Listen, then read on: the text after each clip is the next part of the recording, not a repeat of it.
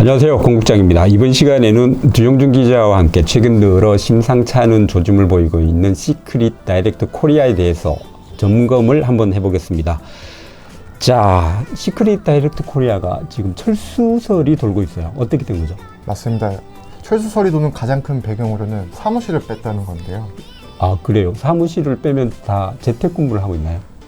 현재는 지난주 금요일, 예. 5월 12일이죠. 그때 이제 짐을 다 빼서 현재는 경기도 하남에 임시사무실을 두고 있고 소수의 인원만 현재 근무를 하고 있다고 합니다. 하남으로 간 이유는 뭐 더 특별한 이유가 있을까요? 제가 듣기로는 여기저기 뭐 사무실을 알아봤다고 하는데 예. 서울 쪽에 근데 잘 안 된 모양입니다. 그래서 궁여지책이었겠죠. 그래서 아마 하남 쪽으로 밀려나지 않았을까.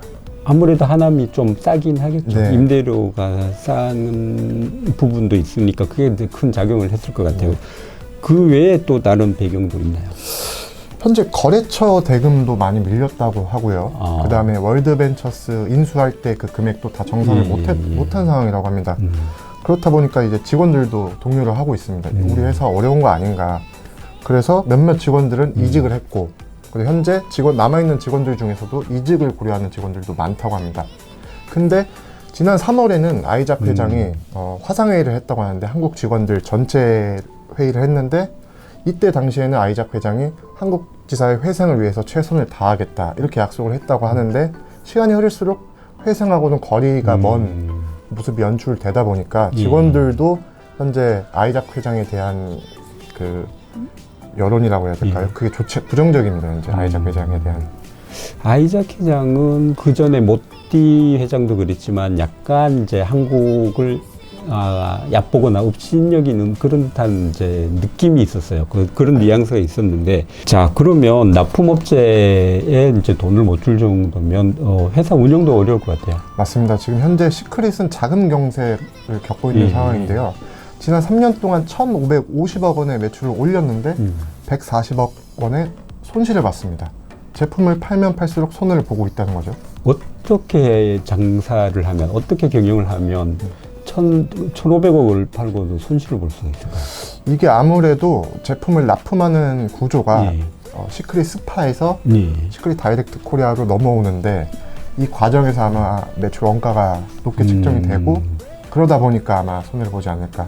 그러니까 시크릿 코리아는 손해를 보고 시크릿 스파는 이익을 보고 결국은 돈은 아이작 회장만 보는 구조였다는 거네요. 시크릿 다이렉트 코리아 제품의 매출 원가가 30% 정도거든요. 이거 상당히 높은 편이고 여기에 후원수당 35% 더하면은 한국 지사에는 남는 게 별로 없어요. 그렇다 보니까 자금 경색이 일어날 수밖에 없는 구조인 거죠.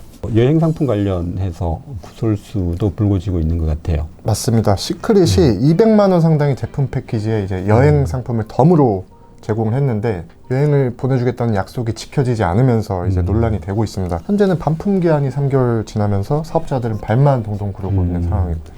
제가 일전에 공제조합 측하고 통화를 했더니 3개월 지났으면 반품 기간이 지났으니까 뭐 회사도 그렇고 공제조합도 그렇고 뭐 반환할 의무는 없다는 식의 이제 답변을 받았었거든요. 네. 그러면 이 판매원들이 회복을 할 수 있는 방안은 아예 없는 건가요?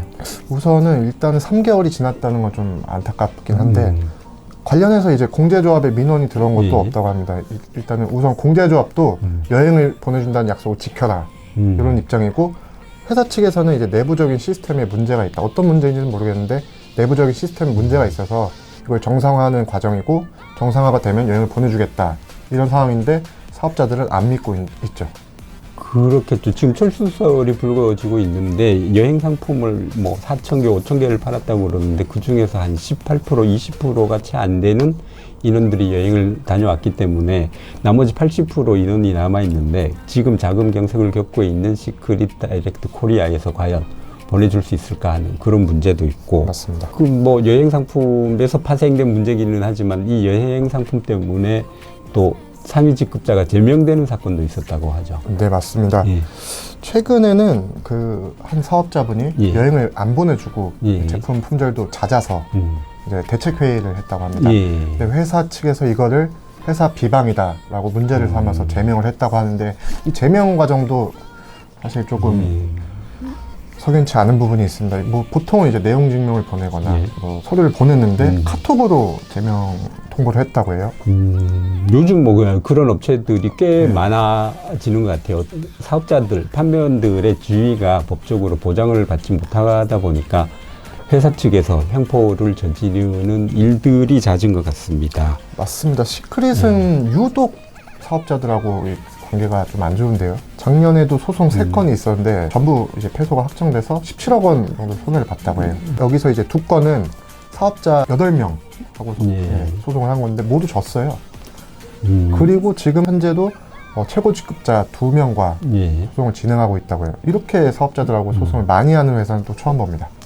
그런데 대부분의 경우 사업자하고 회사하고 소송이 붙으면 회사가 이겨요. 보통 회사가 이깁니다. 그런데 시크릿은 8명한테 다 졌다는 거잖아요. 네.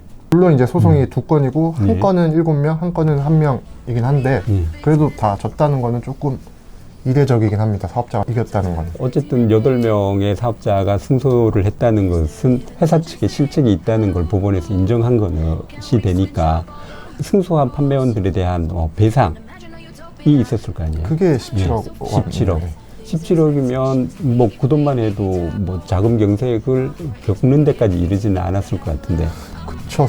한 해에 이제 단기 순손실이 한 40억 정도 되니까 40억, 50억 이 정도 되니까 17억 원을 세이브했다면 지금처럼 자금 경색이 일어나지는 않았을 거라고 생각이 됩니다. 그렇겠죠. 지금 뭐 들리는 얘기로는 아이작 회장이 뭐 서울에 있던 주거지가 전세가 한 20억 대 있는데 그걸 뺐다는 얘기도 들리는데 아이작 회장이 폼업체에 대한 뭐 변제할 의지만 있다면은 그 돈만 해도 충분할 것 같긴 한데 어떤 결정을 내릴지는 조금 더 지켜봐야 할 것 같고. 자, 그런데 퀴아리가 우리가 큰 기대를 걸고 있었던 퀴아리가 아직까지 못 들어오고 있는데 지금 미국 퀴아리 본사에서 시크릿 다이렉트 코리아, 그러니까 시크릿 코리아를 인수하고 있다, 인수했다는 소문이 돌고 있어요. 맞습니다. 시크릿 다이렉트 코리아 한국 직원들도 극히 소수만 알고 있다고 하고 일부 사업자들은 미국의 건강기능식품 회사가 시크릿 다이렉트 코리아를 인수한다 정도로 알고 있거든요. 그러니까 이런 소문이 도는 거 보면 아예 뭐 없는 얘기는 아닌 것 같고. 그러면 퀴아리 쪽의 입장은 어때요? 퀴아리 쪽에서는 조금 아직 공식적인 내용은 없다 그런 입장인데 사실 저도 좀 의아합니다. 이렇게 3년 동안 140억 원의 손해를 받고 사업자들하고 이렇게 소송이 많은 회사를 굳이 인수할 필요가 있나 이런 생각도 듭니다. 그렇죠. 만약 퀴아리가 시크릿 다이렉트 코리아를 인수하면 인수하는 그 순간부터 이제 지옥문이 열리는 그런 상황이 되거든요. 과연 이 이제 퀴아리 인수설이 사실로 드러난다면 좀 더 재미있는 그림이 그려질 것 같습니다. 자, 합병을 하든 절수를 하든 사업자들의 피해가 없기를 바랍니다. 불법업체에서는 발생하지 않는 피해가 공제조합 가입업체에서 발생한다면 공제조합의 존재 이유 자체가 없어지는 꼴일 테니까요. 어쨌든 시크릿 다이렉트 코리아와 관련한 문제들이 조속히 해결되기를 바라는 마음입니다. 오늘은 여기까지입니다. 감사합니다. 감사합니다.